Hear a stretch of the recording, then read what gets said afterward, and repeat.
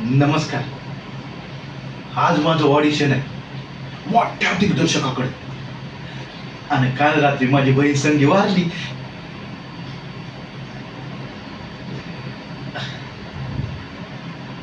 वारली म्हणजे डेड मेली. आणि मारायचं कारण काय? त्या दिवशी ताप आला, परवा वाढला, काल गेली.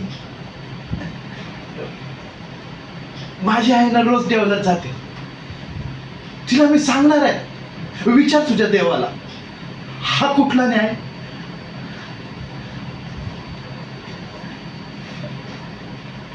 आणि काय आहे ना, मी गावी पण नाही जाऊ शकत. अहो का म्हणजे माझं ऑडिशन नाही का मोठ्या दिग्दर्शकाकडे.